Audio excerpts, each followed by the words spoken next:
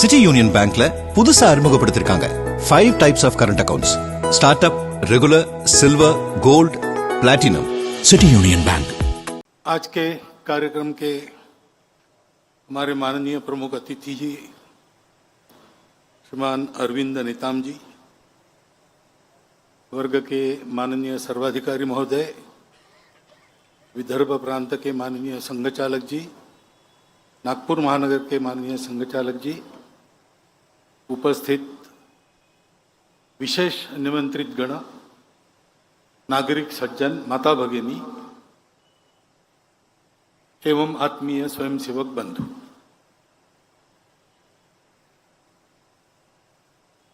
एक विशेष वातावरण में यह अपना समापन कार्यक्रम संपन्न हो रहा है. संघ के स्वयंसेवकों के लिए शताब्दी समारोह शुरू होने के पूर्व का ये वर्ग है. 1.25 साल चल रहा है, वो पूरा होगा विजयदशमी को. उसके बाद उस निमित्त जो कुछ योजना हमारी है वो वर्ष भर चलेगी. परंतु एक तात्कालिक वातावरण जो खड़ा हुआ है कुछ दिनों से देश में, पहलगाम में जो हमला हुआ, नृशंस हमला हुआ और हमारे नागरिकों को हमारे देश के अंदर आकर आतंकवादियों के द्वारा मारा गया, तो स्वाभाविक सबके मन में दुख था, क्रोध था और अपराधियों को शासन होना चाहिए इसकी उत्कट इच्छा थी. तो कुछ कार्रवाई हुई और शासन किया गया. इस सारे प्रसंग में अपने सेना की क्षमता और वीरता फिर से एक बार चमक उठी. रक्षा के विषय को लेकर जो तरह तरह के अनुसंधान हमारे होते हैं उनका कारगर होना साबित हो गया. उनके पराक्रम के साथ निर्णय लेना और करने के लिए कहना, ये जिनका दायित्व है ऐसे शासन प्रशासन के लोग, उनकी दृढ़ता भी हम सब ने देखी.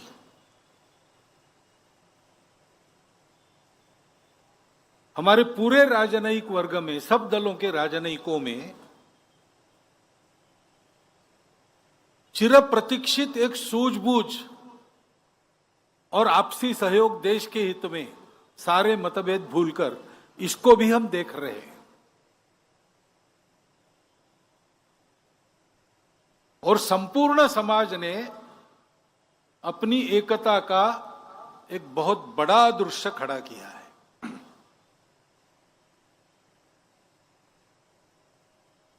ये दृश्य अगर चिरस्थायी होता है,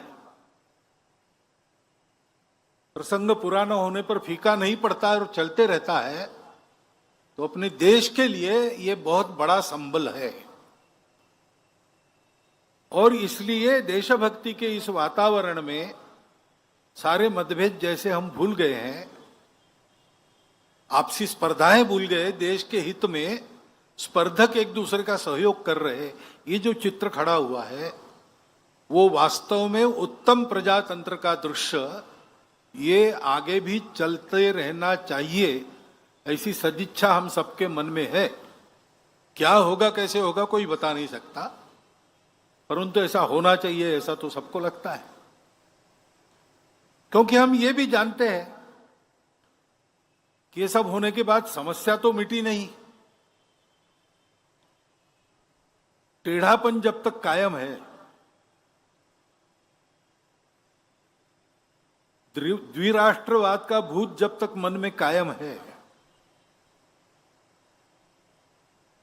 शांतिपूर्वक रह सके इसलिए अलग हुए और अलग होने के साथ ही अशांति करना प्रारंभ किया, ये दोगलापन जब तक जाता नहीं तब तक देश पर ये खतरे बने रहेंगे.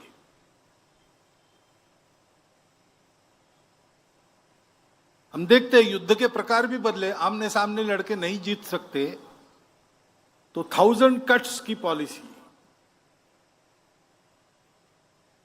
आतंकवाद को सहारा देकर उसके जरिए लड़ना, साइबर वॉर से लेकर सारी बातें एक प्रकार से एक छद्म युद्ध, प्रॉक्सी वॉर, ये सतत चल रहा है। बार बार शासन करने के बाद भी, बार बार सारी दुनिया ने कहने के बाद भी ये बात जाती नहीं है। और युद्ध के प्रकार आजकल बदल गए। आमने सामने आकर लड़ना, जो जीतेगा वो सिकंदर, ये नहीं रहा। अपने घर में बैठकर ही बटन दबाकर इधर ड्रोन्स छोड़े जा सकते हैं। युद्ध की नई नई तकनीकें आ रही है। ये सारी स्थिति हमारे सामने आई है। इस निमित्त दुनिया के देश क्या क्या करते हैं, क्या क्या जो उन्होंने किया है, उनकी भी परीक्षा हो गई है। सत्य के साथ पूर्णता खड़े कौन होते हैं, कौन उसमें भी अपने स्वार्थ देखकर और उस प्रकार चलते हैं, और कौन सही सही हमारे विरोधी ही है। उनके अपने स्वार्थों के कारण ही है, परंतु यह सारी परीक्षा भी हो गई है। और इसलिए ये बात ध्यान में आती है कि अपनी सुरक्षा के मामले में हम लोगों को स्वनिर्भर होना ही पड़ेगा। हम तो सत्य और अहिंसा वाले देश है। हमारी तरफ से दुनिया में हमारा कोई भी दुश्मन नहीं है, परंतु दुनिया में दुष्टता है, उसके चलते विनाकारण इस प्रकार वारदातें करने वाले लोग है तब तक हम लोगों को अपनी सुरक्षा के लिए पूर्ण सन्नद्ध और पूर्ण सजग होना पड़ेगा। नई नई प्रकार की तकनीक, उसका अनुसंधान होना चाहिए। सेना प्रमुख ने कह दिया कि सारे अनुभव का हम भी विचार कर रहे हैं, हमको कहां कहां और आगे बढ़ना है, क्या क्या करना है, ये सब चलना चाहिए। सेना, शासन, प्रशासन, ये सब लोग ये करें, परंतु केवल इनसे नहीं होता। असली बल तो समाज का होता है। द्वितीय महायुद्ध में लगातार महीना भर अपनी पूरी ताकत एक करके हिटलर ने लंदन पर बमबारी की ताकि झुक जाए। देश का नेतृत्व था तो वो विचार करने लगा कि शरण जाना चाहिए क्या। सेना समाप्त हो गई, वायुसेना नहीं है, नौसेना बकी नहीं है, और हिटलर का दोस्त मुसोलिनी तैयार है कि मैं बीच बचाव करता हूं। तो उनके भी मन में विचार चर्चिल जैसे प्रधानमंत्री के मन में आया कि क्या करें। उसने राजा को बताया इंग्लैंड के कि मेरा मन तो नहीं है, लेकिन मेरा मंत्रिमंडल चाहता है कि हम लोग संधि कर लें और नुकसान से बचे। सारा विनाश हो रहा है और रोकने की ताकत हमारी नहीं है। तो राजा ने उसको पूछा कि तुम्हारे मंत्रिमंडल ने तुमको चुन के दिया, किसने चुन के दिया? उन्होंने कहा जनता ने। तो प्रसंग ऐसा वर्णन करते हैं कि चर्चिल इंग्लैंड की मेट्रो में घूमा और उसने लोगों से बात कर दी। अब युद्ध क्या होता है, कितना नुकसान उठाना पड़ता है, कैसे संवार होता है, अपनी ताकत क्या है, ये कोई जानते नहीं। सामान्य लोग इसको नहीं जानते, लेकिन उनके मन में एक देशभक्ति है। तो वो चर्चिल को बताने लगे कि बिल्कुल शरण नहीं जाना, हम लड़ेंगे, गली गली में लड़ेंगे, हमारे पास कुछ नहीं तो बर्तनों से लड़ेंगे। वास्तव में ऐसा लड़ना पड़ता तो क्या होता, उसकी कल्पना उनको नहीं थी, लेकिन उनका नीति धैर्य ऐसा था। उसके आधार पर चर्चिल ने कहा फिर पार्लियामेंट में जाकर संधि का विचार छोड़ दिया और कहा कि हम आसमान में लड़ेंगे, समुद्र में लड़ेंगे, सर्वत्र लड़ेंगे। और कदाचित इस लड़ाई में अगर हमको विजय नहीं मिली तो हमारी अगली पीढ़ी हमारे साम्राज्य में जो बाकी देश है वहां जाकर लड़ाई जारी रखेगी, लेकिन पूर्ण विजय प्राप्त किए बिना हम रहेंगे नहीं, शरण तो बिल्कुल नहीं जाएंगे। ये बल उनको कहां से प्राप्त हुआ? युद्ध के बाद चर्चिल का अभिनंदन किया समाज ने। उस अभिनंदन में कहा गया कि Churchill is a lion of England. तो चर्चिल में उत्तर ने कहा कि मैं लॉयन नहीं हूं, मैं सिंह नहीं हूं। You were the lions, I only roared for you. आप सिंह थे, मैंने आपके तरफ से गर्जनाएं की। वास्तव में ऐसा ही रहता है। देश का असली बल उसके समाज का बल होता है, और इसलिए हमारे समाज को बहुत सजग रहना चाहिए, एक रहना चाहिए। हमारा देश विविधताओं का देश है, कई प्रकार की विविधताएं हैं और समस्याएं भी है। और कभी कभी एक की समस्या दूसरे के ध्यान में नहीं आती, एक के लिए लाभ के बाद दूसरे के लिए नुकसान की होती है। इस सारे जंजाल में से देश के लिए एक निर्णय करना, एक प्रकार से चलना, ये बहुत कसरत हो जाती है, तार पर की कसरत। उसके चलते समाज में असंतोष भी रहता है, सब रहता है, ये स्वाभाविक है और वाजबी भी है। परंतु हमारे देश के हित के सामने ये सब हमारे लिए जायज नहीं है। हर हालत में समाज के किसी वर्ग की किसी वर्ग से लड़ाई न हो, ये हमको देखना ही पड़ेगा। आपस में सद्भावना का ही व्यवहार रखना पड़ेगा। भावनातिरेक में आतताईपन करना, जहां आवश्यक नहीं वहां झगड़ा निकालना, प्रतिक्रिया में कानून हाथ में लेकर चाहे जो करना, ये ठीक नहीं है। किसी भी एक जमाना था जब हम परतंत्र थे, शासक हम में लड़ाई चाहते थे, वो उपद्रवियों का साथ देते थे, इसलिए जो निरपराध लोग थे उनको लड़ना पड़ता था। लेकिन अब हमारा शासन है, भारत का शासन है, भारत के संविधान के अनुसार शासन है।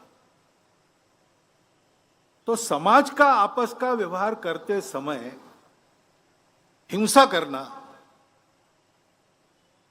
बिना कारण गाली गलौज वाली भाषा का उपयोग करना, प्रतिक्रिया में आके कुछ भी बोलना, ये सारी बातें हमको छोड़ देनी पड़ेगी। ठंडे दिमाग से विचार करके उकसाने वाले लोग हैं, विक्टिमहुड उत्पन्न करने वाले लोग हैं, भड़काऊ भाषा उत्पन्न करने वाले लोग हैं, इन सबके चंगुल में नहीं फंसना। अपने स्वार्थ लाभ के लिए समाज में इस प्रकार की फूट झगड़ा चाहने वाले भी लोग हैं, और इस प्रकार का फूट झगड़ा हो तो भी सदियों से हम एक रहेंगे, ऐसे ओवर कॉन्फिडेंस में भी अपने स्वार्थ के लिए थोड़ा असंयम करने वाले लोग हैं। हमको ये नहीं करना चाहिए। एक दूसरे के साथ सद्भावना, सदाचार, सद्विचार और सहयोग करने की आवश्यकता है, क्योंकि हम सब लोग इस देश के अलग अलग भाषाओं के बोलने वाले, अलग अलग देवी देवताओं की पूजा करने वाले, अलग अलग खान पान रीति रिवाज वाले, अलग अलग हित संबंध आज जिनके उत्पन्न हुए विविधता के कारण, ऐसे हम सब लोग, हमारी जड़ें तो एकता में है, विविधता में नहीं है।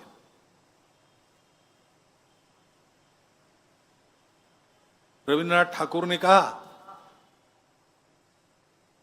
कि विविधता में एकता का परिचय देना और एकता के आधार पर विविधता का समन्वय करना सिखाने का काम ही भारत का प्रमुखता से धर्म है।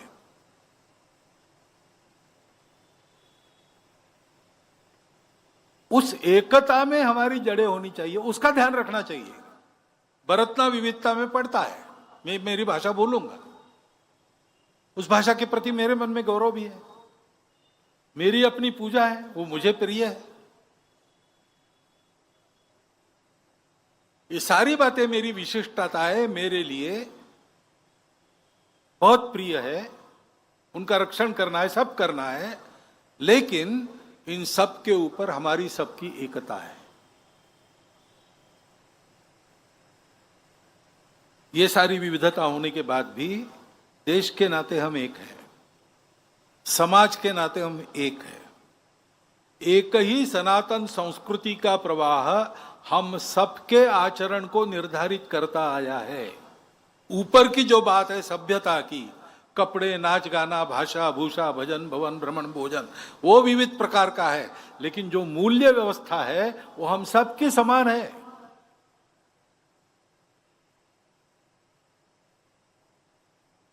और पूर्वजों से हम एक है, हमारे कोई अलग अलग वंशज नहीं है।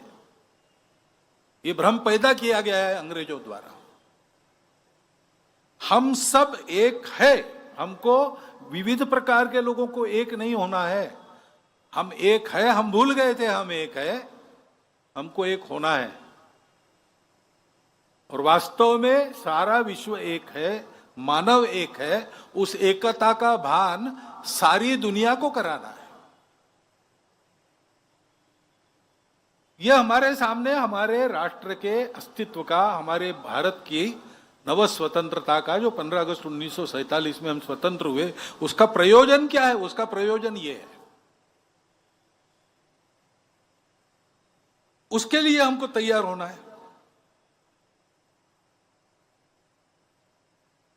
विविधताओं को संभालते हुए, उनका स्वीकार करते हुए, उनका सम्मान करते हुए, एकता पर सबकी दृष्टि लाना और उसके आधार पर विकास का पथ मानव जाति का पुनर्निर्धारित करना, इसका उदाहरण भारत को दुनिया के सामने रखना है। दुनिया को उसकी आवश्यकता है। और इस दृष्टि से अभी जो बातें हमारे अतिथि महोदय के द्वारा रखी गई वो बड़ी महत्वपूर्ण है। हम सबको उसका विचार करना ही है। हम तो कर ही रहे हैं संघ के लोग। विकास और पर्यावरण का विरोध क्यों होना चाहिए? दोनों साथ साथ चल नहीं सकते क्या? चल सकते हैं, लेकिन एकता का विचार मन में रखकर सारी योजना बननी चाहिए।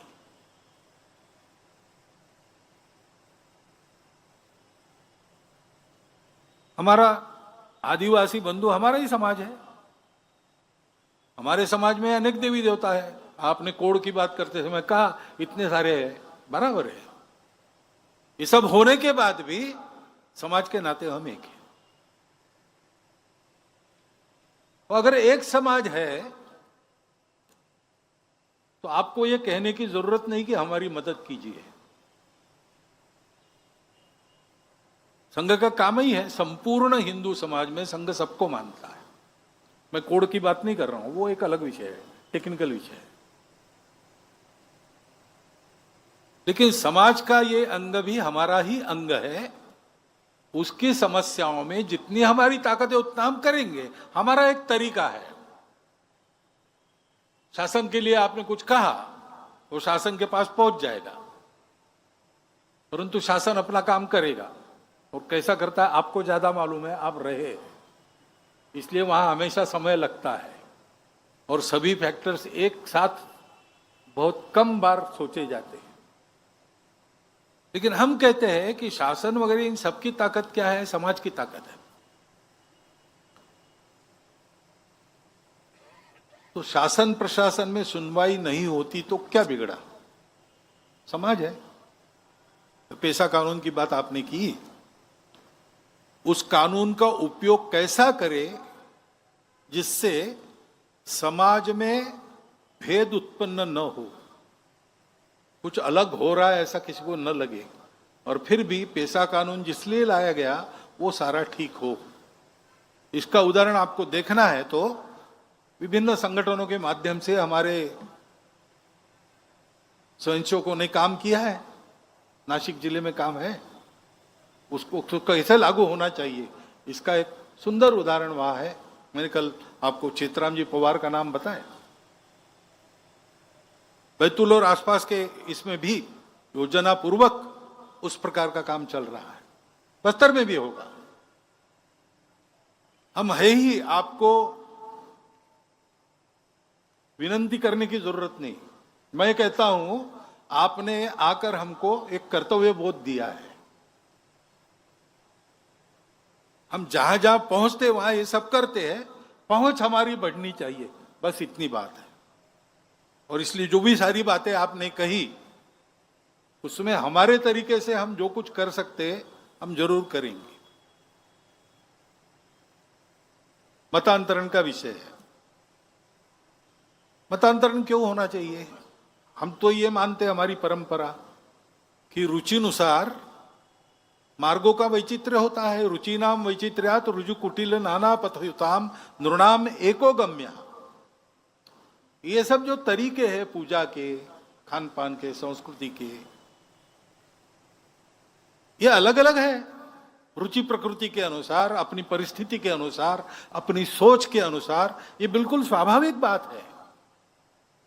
सब जाते हैं एक ही दिशा में अगर ठीक चाहे तो, बीच में स्वार्थ ना आए, बीच में विकार ना आए, इसको भुना के अपना उल्लू सीधा करने की बुद्धि ना हो तो कुछ बिगड़ता नहीं, सब एक ही तरफ जाने वाले हैं। ऐसा है तो फिर मतांतरण क्यों करना? आधान के गुलाबराव महाराज जी को पूछा मिशनरियों ने कि सभी रास्ते सत्य है तो ईसाई क्यों नहीं बनना? तो उन्होंने कहा कि अगर सभी रास्ते सत्य है तो ईसाई क्यों बनना? अपने मन से अगर कोई अपने पूजा का तरीका बदलता है तो हमारे यहां किसी ने ऑब्जेक्शन लिया नहीं है, मान्यता है। रोरण नारायण वामन टिळक हो गए, परंतु लोभ लालच जबरदस्ती से करना, ये सोच के या कह के करना कि तुम्हारा रास्ता गलत है, तुम्हारे पूर्वज गलत थे, हम तुमको सही कर रहे हैं, एक प्रकार से गाली हो गई। Conversion is a violence. हमने उसका कभी समर्थन, हमको पंथ संप्रदायों से कोई बैर नहीं है। ईसा मसीह, पैगंबर साहब, सब श्रद्धा है उनके बारे में, हम भी उस श्रद्धा में सहभागी हैं, परंतु अपने अपने तरीके से सब चलेंगे। और इसलिए ऐसे जो गए लोभ लालच जबरदस्ती से, वो अगर वापस आना चाह रहे हैं तो उनको स्वीकार करना चाहिए, क्योंकि इट इज करेक्शन। और इसलिए इन सब बातों में हम आपके साथ हैं। आदिवासी समाज कोई अलग समाज नहीं है। मैं तो कई बार कहता हूं कि हमारी संस्कृति जो जन्मी वो जंगलों और खेतियों में से जन्मी, इसलिए आदिवासी समाज हमारा मूल है। उनकी अपनी भाषाओं में जो तत्वज्ञान वो बताते हैं वो नासदीय सूक्त के पास जाता है। पर्यावरण के प्रति मित्रता, सब जगह पवित्रता देखना, पेड़ पौधों को पूछना, निसर्ग की पूजा करना, ये भारत छोड़ के कहां परंपरा है? ये भारत की परंपरा है। हम आज अपने आप को हिंदू कहते, हिंदू बने हैं, कहां से बने? वहां से बने हैं। और इसलिए अपने समाज का एक अभिन्न अंग मान के हमारी शक्ति पूरी लगाकर और हमारे अपने तरीके से हम समाज के बल के आधार पर काम करते हैं। हम काम करेंगे और ठेका तो हम लेते नहीं, हम काम करेंगे, यानी हम और जिनके लिए काम करना है वो सब मिलकर करेंगे। क्योंकि काम होने का तरीका यही रहता है, अपना भाग्य अपने को बनाना पड़ता है। नेता, नारा, नीति, पार्टी, अवतार, सरकार, विचार, महापुरुष ये सहायक हो सकते हैं, लेकिन 10 कदम हमको आगे जाना पड़ता है, तब 5 कदम ये पीछे आते हैं। ये आज की बात नहीं कर रहा हूं मैं, ये हमेशा ऐसे होता रहा है। सारे परिवर्तनों का कारण समाज है, और इसलिए अपने आचरण से, अपने उदाहरण से समाज में परिवर्तन का वातावरण उत्पन्न करना, ताकि समाज खुद अपना परिवर्तन करे, तो फिर नीतियों में परिवर्तन आना अवश्यंभावी है। धैर्य रखना पड़ेगा, अपना स्वतंत्र देश है, अब ये अपना समाज है। 1000 साल तक हम पारतंत्र में रहे, इसलिए हमको लड़ने की आदत हो गई, बगावत करने की आदत हो गई, तब वो आवश्यक था। लेकिन अब अपने लोग हैं, कभी कभी भूल जाते हैं अपनापन, तो भी धैर्यपूर्वक प्रतीक्षा करके अपने आप को ठीक रख के अगर ये किया जाए तो ये परिवर्तन आएगा। हमने गीत में भी कहा आपके सामने, निश्चित होगा परिवर्तन, क्यों? जाग रहा है जनगण मन। इस जनगण मन को जागृत करने वाला वातावरण बनाने का काम करने के लिए एक देशव्यापी कार्यकर्ता समूह का निर्माण करना, ये संघ का कार्य है, और वो कर रहे हैं। हम अपने पद्धति से करते हैं, अपने बलबूते करते हैं, किसी को पुकारते नहीं मदद के लिए, अपने आप जो आ जाए उसका स्वागत है, सबकी मदद करते हैं। इसलिए हमारी गति थोड़ी धीरे रहती है, हम उसको बढ़ाएंगे, लेकिन साइकिल की गति कार की गति जितने नहीं हो सकती, और जो हमको करना है उसके साइकिल ही चलानी पड़ेगी। लेकिन मैं विश्वासपूर्वक ये कह सकता हूं कि हम सब मिलके अपना भाग्य संवारने में लग जाए तो इन समस्याओं का निदान निकलेगा, ठीक से निकलेगा। धैर्यपूर्वक सतत प्रतीक्षा करते हुए काम करना पड़ेगा, और ऐसे सब कामों में हम सबके साथ हैं, हम हमेशा साथ देंगे, क्योंकि संघ इसी के लिए है। ऐसे कार्यकर्ता तैयार करने का प्रशिक्षण इन वर्गों में होता है। 98 साल से नागपुर में ये वर्ग हो रहा है, 27 में शुरू हुआ। समय के साथ बड़ा भी होता गया, स्वरूप भी तरह तरह से बदलता गया, लेकिन देश भर के ऐसे कार्यकर्ता इस वर्ग में से खड़े होते हैं, और उनके करने में से देश का वातावरण बदलता है, जिसका अनुभव आपने लिया है। 1925 में संघ स्थापना के समय समाज का मन कैसा था, वातावरण कैसा था, और आज संघ के 100 साल पूरे होते होते संघ के संदर्भ में समाज का मन कैसा है, वातावरण कैसा है। 4 दिन में हो हल्ला भड़का करके और कुछ कर दिया तो वो 2 दिन में समाप्त हो जाता है। सावरकर जी ने एक बार कहा था संघ के कार्यक्रम में आकर कि हम लोग काम करते हैं, हमारा काम मूसलाधार वर्षा जैसा है, आएगी बदाबद बरसेगी 2-3 घंटे में, और सब इधर उधर हो जाएगा और चली जाएगी।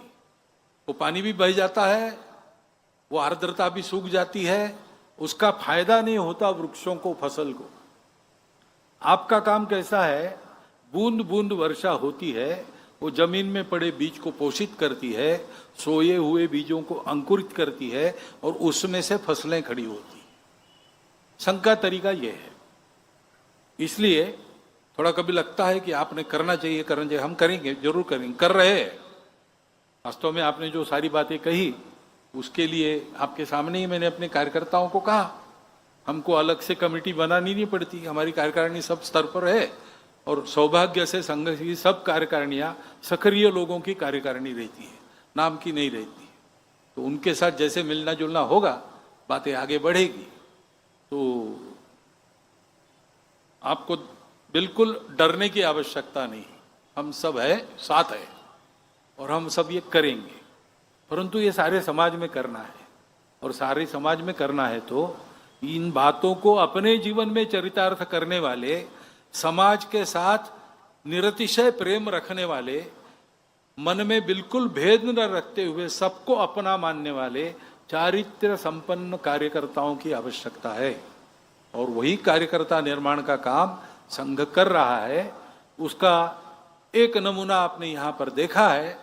मेरी प्रार्थना यही है कि ये काम केवल संघ का नहीं है, हम सबको मिलकर अपना भाग्य बनाना है। अपना भाग्य ने, हम सबका भाग्य ने, हमारे देश का भाग्य है, उसको संवारने के लिए काम चल रहा है। और इसलिए दर्शक की दृष्टि, कौतुक की दृष्टि केवल इससे नहीं होगा, प्रत्यक्ष सक्रियता की आवश्यकता है। अधिकाधिक सहभाग संघ के स्वयंसेवकों के साथ, देश हित में संघ के स्वयंसेवक जो काम करते हैं उसमें आप सबका रहे, एक अनुरोध मैं आपके सामने रखता हूं और मेरी बात पूरी करता हूं।